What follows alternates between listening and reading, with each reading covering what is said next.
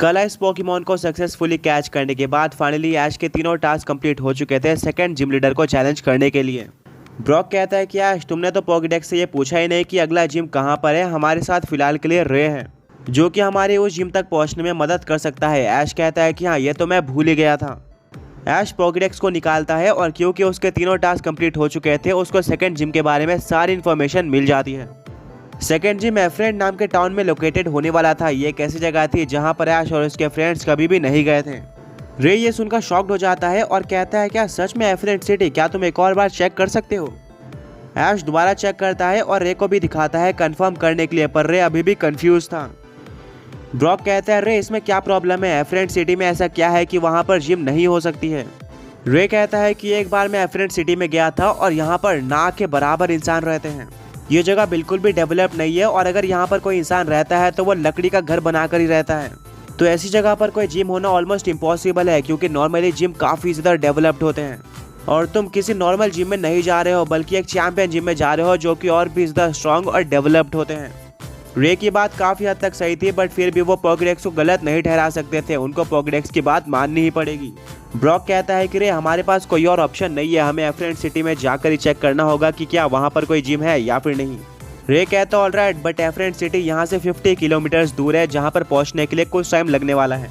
इसके लिए ऐश और उसके फ्रेंड्स रेडी थे एंड अल्टीमेटली वो सारे के सारे अपने फ्लाइंग टाइप पोकेमॉन्स को बाहर निकालते हैं और उनके ऊपर बैठकर निकल जाते हैं एफ्रेंड सिटी के लिए जहाँ पर ऐश अपना सेकंड जिम बैटल करने वाला था। ऐश इसके लिए बहुत ज़्यादा एक्साइटेड होता है। कुछ घंटों के ट्रैवल के बाद फाइनली ऐश और इसके फ्रेंड्स एफ्रेंड सिटी के ऊपर आ जाते हैं और जैसा कि रे ने बताया था ये सिटी ऊपर से बिल्कुल वैसी ही दिख रही थी।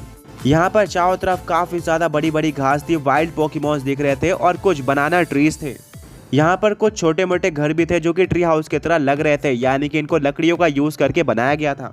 इनकी छत पत्तियों से बनी हुई थी और इनकी सीढ़ी भी लकड़ियों की होती है। रे कहता है जैसे कि मैंने कहा था यहाँ का सीन बिल्कुल वैसा ही है और मुझे नहीं लगता है कि यहाँ पर कोई जिम होने वाला है, बट फिर भी ऐश और उसके फ्रेंड्स एफ्रेंड सिटी में लैंड कर जाते हैं जहाँ पर उनको कुछ लोग देखने को मिलते हैं। इन्होंने कुछ पुराने ज़माने के टाइप के कपड़े पहने हुए थे और ऐश उनसे डायरेक्टली पूछता है कि क्या यहाँ पर कोई जिम है। वो लोग थोड़ा कंफ्यूज हो जाते हैं और रिप्लाई करते हैं कि हमें नहीं पता कि यहाँ पर कोई जिम है या फिर नहीं, बट हाँ इस टाउन के बीचों बीच एक लकड़ियों का बना हुआ घर है जो कि इस पूरे विलेज का सबसे बड़ा घर है। यहाँ पर एक सुपर स्ट्रॉन्ग पोकेमॉन ट्रेनर रहता है जिसको चैलेंज करने के लिए दूर दूर से पोकेमॉन ट्रेनर्स आते हैं। हमें नहीं पता है कि इस पोकेमॉन ट्रेनर ने क्या अचीव किया है, पर शायद तुम भी इसी पोकेमॉन ट्रेनर को ढूंढ रहे होगे।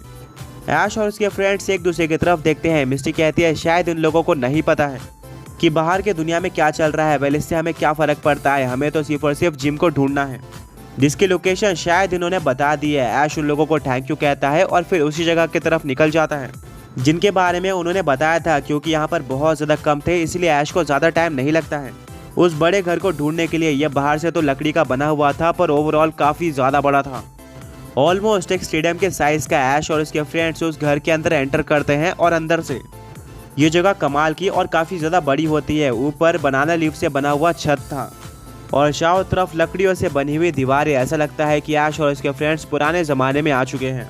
पर तभी कुछ दूर आगे बढ़ने के बाद ऐश और उसके फ्रेंड्स को दो लोग देखने को मिलते हैं जिन्होंने पुराने ज़माने की तरह कपड़े पहने हुए थे जो कि पत्तों के बने हुए थे और इनके हाथ में एक भाला होता है। वो भाले का यूज़ करके ऐश और उसके फ्रेंड्स को रोक लेते हैं और कहते हैं कि तुम लोग कौन हो और यहाँ पर क्या करने के लिए आए हो। ऐश अपना इंट्रोडक्शन देता है और कहता है मैं पोकेमॉन यूनिवर्स चैंपियनशिप में पार्टिसिपेट करना चाहता हूँ और यहाँ पर सेकंड जिम लीडर को चैलेंज करने के लिए आया हूँ। वॉचमैन समझ जाते हैं कि ऐश एक जेन्युइन पोकेमॉन ट्रेनर था और कहते हैं कि अंदर जिम लीडर है, तुम उनसे जाकर बात कर सकते हो और रेफरी तुम्हें सारे के सारे रूल समझा देगा। इसके बाद ऐश और उसके फ्रेंड्स को एंट्री मिल जाती है। आगे बढ़ने से पहले पिछले पोकी क्विज के विनर्स ये रहे एंड आज का क्वेश्चन ये है कि वो कौन से कैटेगरी के पोकेमॉन्स है जिनके बेस स्टैट 600 होते हैं।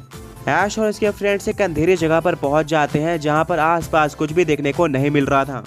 तभी ऊपर की कुछ बनाना लीव्स हट जाती है और धूप आना स्टार्ट होती है जिससे ऐश और उसके फ्रेंड्स को थोड़ा बहुत दिखने लगता है एंड तभी एक आवाज़ आती है स्वागत है तुम सभी लोगों का स्ट्रैटो जिम में।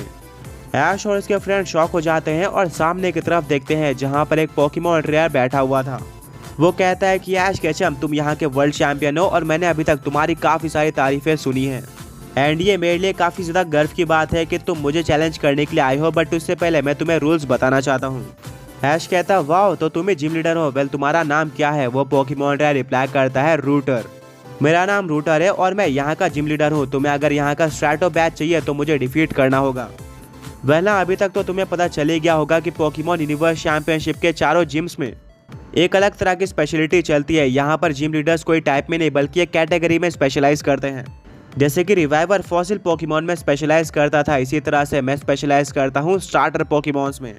मिस्टी कहती है अमेजिंग, स्टार्टर पोकेमॉन्स आमतौर पर काफी स्ट्रॉन्ग माने जाते हैं। इस बैटल में काफी ज्यादा मजा आएगा। रूटर कहता है कि ऐश अब अपनी पोजीशन ले लो और बाकी सारे रूल्स रेफरी समझाने वाला है। ऐश और रूटर दोनों आमने सामने खड़े हो जाते हैं और तभी वहां पर एक रेफरी आ जाता है जो कि कहता है कि रूटर और ऐश के बीच में एक जिम बैटल होने वाली है, जो कि ऐश की सेकंड जिम बैटल है। ये बैटल 3-on-3 पोकेमॉन्स की होगी, जहां पर रूटर और ऐश दोनों ही 3 पोकेमॉन्स का इस्तेमाल करने वाले हैं। रूटर किसी भी पोकेमॉन्स का इस्तेमाल कर सकता है, बस वो स्टार्टर होने चाहिए क्योंकि वो उसी में स्पेशलाइज करता है। बट ऐश के लिए कुछ लिमिट सेट करी गई है। ऐश का सबसे पहला पोकेमॉन वो होना चाहिए जो कि ऐश ने सेकंड जिम के सेकंड टास्क में कैच किया था, यानी कि वो शाइनी स्टार्टर पोकेमॉन। मिस्टर कहते हैं इसका मतलब ऐश का फर्स्ट पोकेमॉन शाइनी फॉरेस्टर होने वाला है। रेफरी कहता है वेल ऐश का सेकंड पोकेमॉन होगा फर्स्ट जिम लीडर यानी कि रिवाइवर का फेवरेट पोकेमॉन। अगर ऐश ने तीनों टास्क कंप्लीट किए होंगे तो डेफिनेटली ये दोनों ही पोकेमॉन्स उसके पास तो होंगे ही, और ये प्रूफ होगा कि ऐश ने तीनों टास्क कंप्लीट कर रखे हैं। जहां तक बात रहे थर्ड पोकेमॉन की, तो इसके लिए कोई भी क्राइटेरिया नहीं है। इसमें ऐश अपने कोई भी पोकेमॉन का इस्तेमाल कर सकता है। अगर इस फाइट को रूटर जीत जाता है तो ऐश ये जिम बैटल हार जाएगा और उसको दोबारा से 3 टास्क मिलेंगे जो कि नए और अलग होंगे। फिर वो इसी जिम में आकर दोबारा से रूटर को रीमैच के लिए चैलेंज कर सकता है। एंड अगर ऐश रूटर को डिफीट कर देता है तो ऐश ऑफिशियली सेकंड जिम को डिफीट कर देगा, जिसके बाद रूटर उसको स्ट्रैटो बैच देने वाला है। अभी फाइट को स्टार्ट कर दिया जाए। रूल्स पूरी तरह से क्लियर हो चुके थे। ऐश और रूटर दोनों ही एक साथ अपने अपने पोकेबॉल को टॉस करते हैं। रूल्स के अकॉर्डिंग ऐश सेंड करता है अपने न्यूली कैच्ड फॉरेस्टर को, जिसकी टाइपिंग ग्रास और साइकिक टाइप थी। ऑल्सो ये एक शाइनी पोकेमॉन भी था। वहीं पर रूटर सेंड करता है एक वाटर टाइप के स्टार्टर पोकेमॉन को, जिसके बारे में ऐश को ज्यादा अंदाजा नहीं था। रे कहता है कि ऐश ये तो हाइड्रोविल है, येट्रो रीजन का वाटर टाइप स्टार्टर है एंड इसकी सेकेंडरी टाइपिंग डार्क टाइप है। ब्रॉक कहता है इसका मतलब अब एट्रो के 2 स्टार्टर्स आमने सामने हैं। मिस्टी कहती है कि हाँ, और यहाँ पर किसी को भी टाइप एडवांटेज नहीं है क्योंकि फॉरेस्टर की ग्रास टाइपिंग सुपर इफेक्टिव है हाइड्रोविल के वाटर टाइप पे। वहीं पर हाइड्रोविल की डार्क टाइपिंग सुपर इफेक्टिव है फॉरेस्टर के साइकिक टाइप पर। तो ये बैटल कमाल की होने वाली है। फाइनली फाइट शुरू हो जाती है और ऐश अपने फॉरेस्टर को ऑर्डर देता है फर्स्ट अटैक यूज करने का।